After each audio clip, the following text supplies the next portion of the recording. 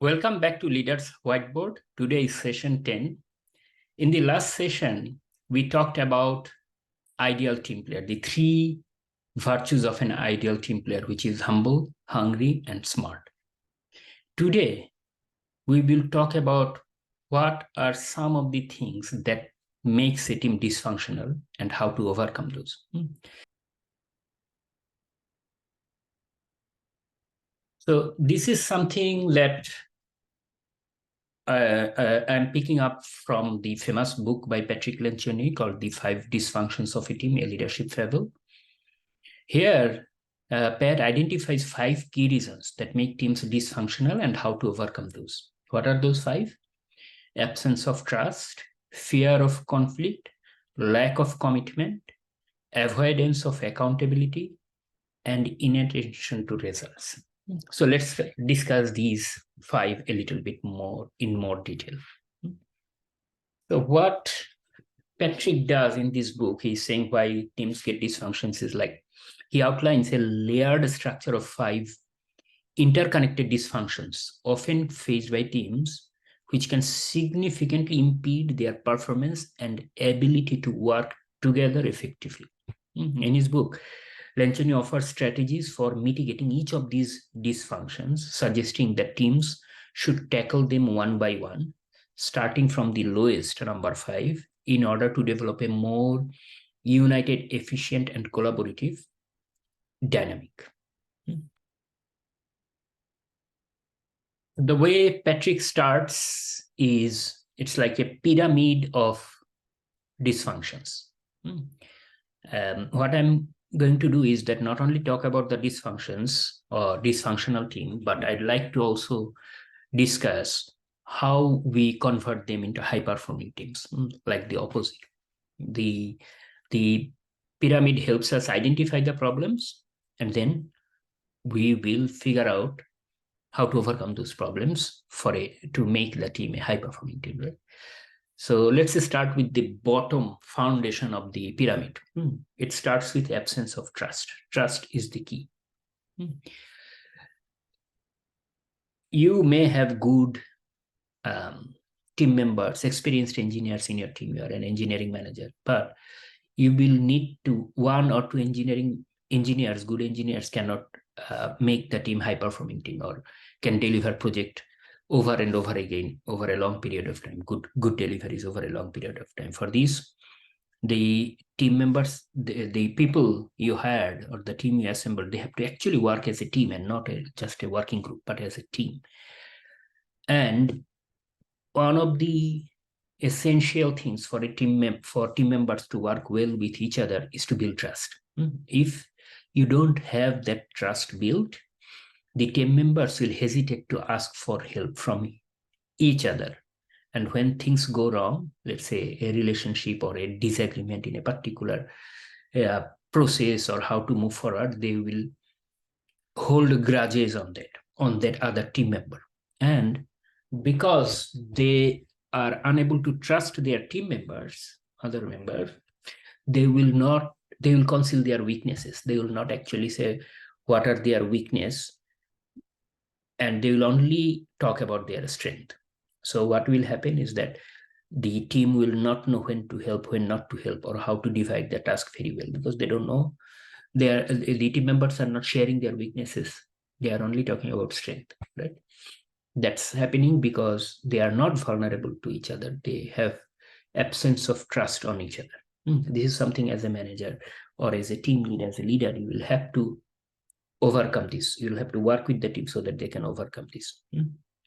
What we have to do is we have to create a safe environment to speak up. That's our job. And then we'll have to coach the team members, or we'll have to help the team members so that they ask for help from each other. And they not only talk about their strength, but they have to talk about their weaknesses also, so that they can leverage each other's strength. For example, let's say one engineer is very good at coding, but he's weak at system design and architecture. But another engineer is very strong on design thinking, system design, architecture, scalability, but they are out of touch with coding or not that good at coding and so on. So for a team to work successfully, they will have to know each other's strengths and weaknesses and leverage the strengths. Oh, okay, you are good at coding. I have come up with a design. Maybe you can code it out faster. I'll help you, but you can do it faster. Or similarly, someone is that if you could help me out breaking this complex system into smaller workable chunks, then I could quickly code those out, implement those chunks, and so on. So that's when they have the presence of trust instead of absence of trust. They are vulnerable to each other, right? Yeah. So that's the first thing, the foundation, absence of trust. The good thing about pyramid is that as you go higher in this pyramid, you will see there is a relationship. These are interrelated to each other. For example, the next one, fear of conflict. What it says is that team members in a dysfunctional team members don't challenge each other actively or in a healthy manner. They are afraid of conflict. They maintain artificial harmony. They avoid problems, they avoid people, they don't confront issues or behaviors because, like, why does it matter? I'll just do my 9 to 5 job, right? I don't want to get into conflict because they don't trust each other. The fifth one, the initial one, because they don't have trust, they think if they get into conflict, this will create a lot of trouble for themselves and so on. Instead, why not just let the status quo exist? Why do I care? So they are afraid of conflict in general when they have absence of trust. That's how the number 5, absence of trust, impacts the fear of conflict. So that means until you are able to create trust within the team members, it will be hard for you to encourage them to have healthy conflict of ideas, right? So as a manager, your job is to, how do you overcome the fear of conflict? In a high performing team, what happens is that healthy team members debates, because a group of very intelligent people will seldom agree on anything in first chance, right? They will have argument, pros and cons, talk to each other. They will have healthy team debates, and only then they will become to an agreement or consensus, right? So in a high-performing team, team members develop solutions together because they are not afraid of conflict. They will actively argue, but then the solution they develop, everyone will have buy-in because they got a chance, right?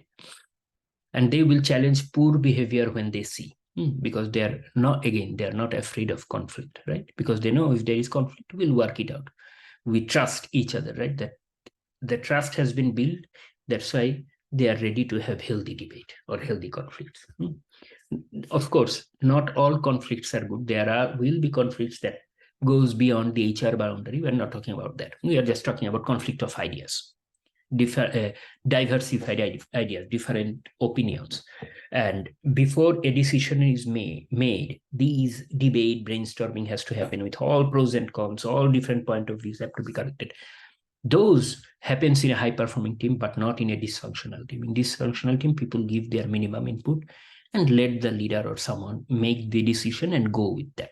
So we don't get the best ideas, right? So that concept called best idea wins. Best idea wins when there is no fear of conflict, when the team members have trust amongst themselves. So those are the first two.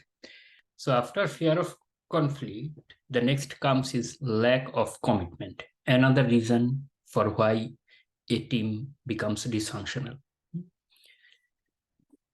The lack of commitment can happen if you didn't get the buy-in or you didn't give the chance to the team members to have active debate, which was our number 4, that if they were afraid of conflict and they didn't put their skin in the game and had active debate before a decision was made, like which design to move forward with, let's say.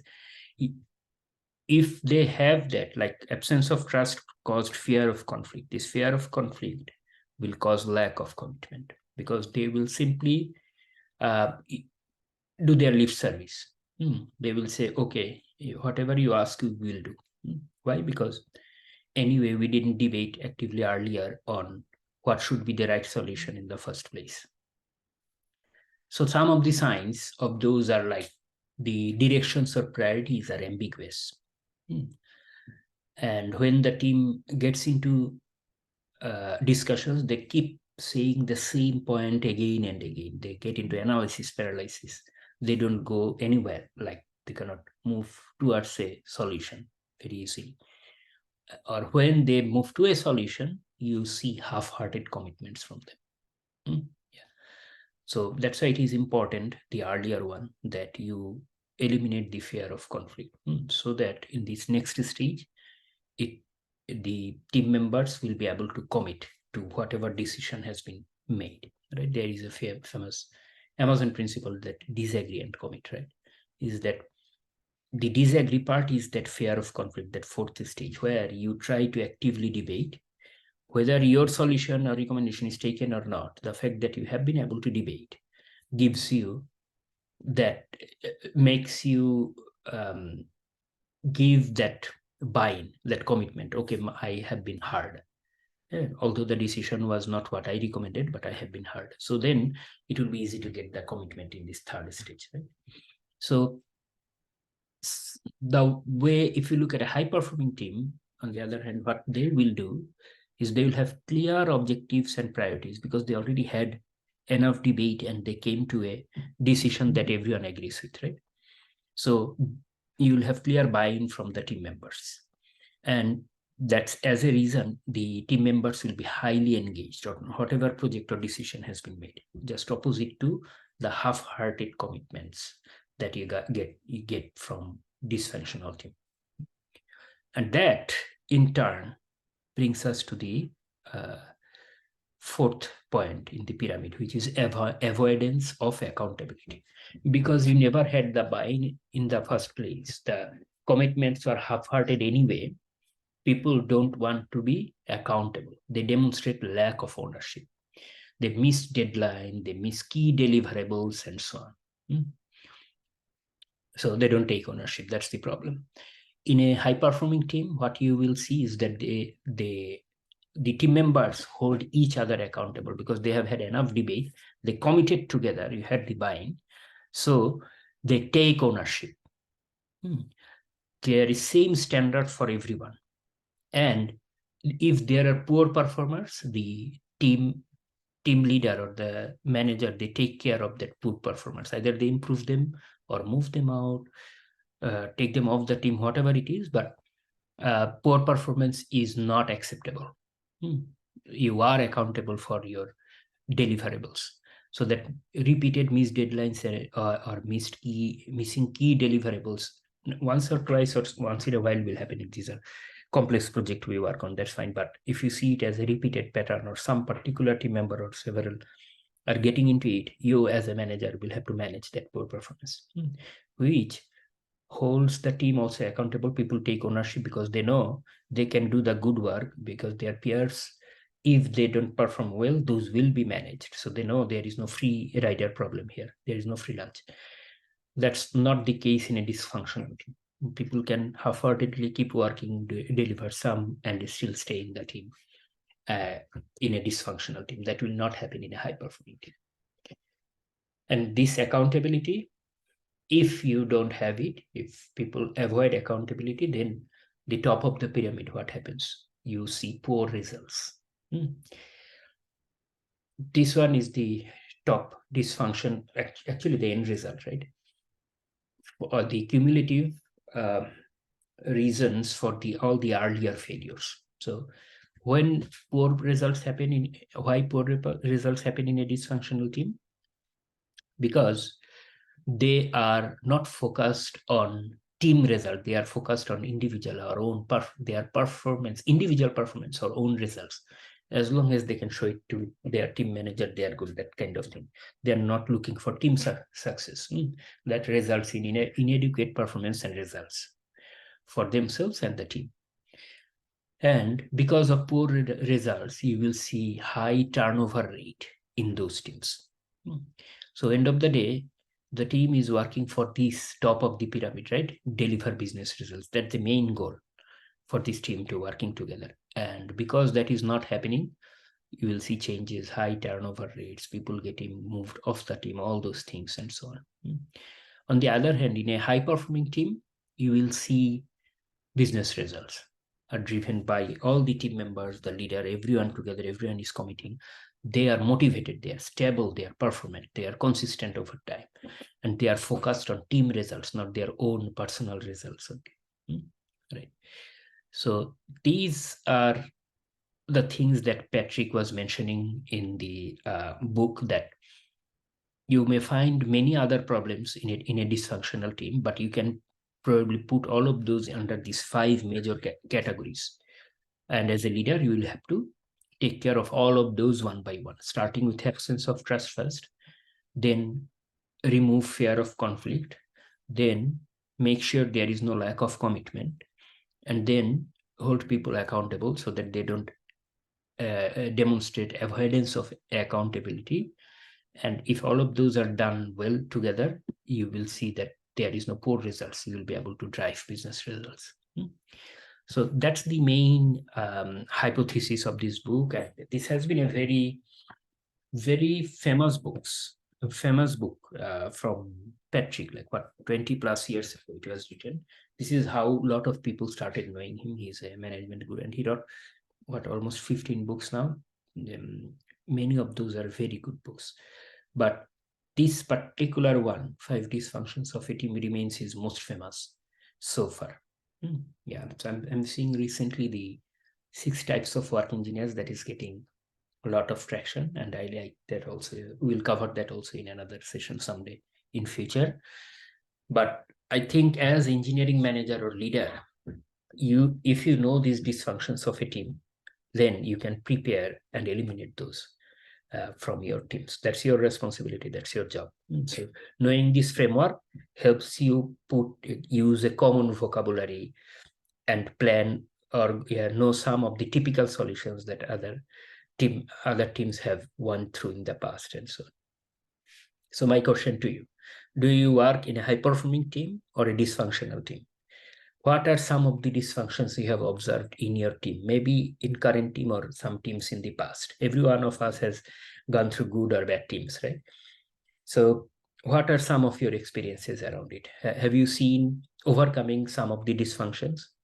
Was that because the team members came together, or was there a leader who was charismatic and tried to convince or impress everyone or drive everyone in a certain direction? That's why they were able to overcome those dysfunctions. I'm very curious to know all of these things.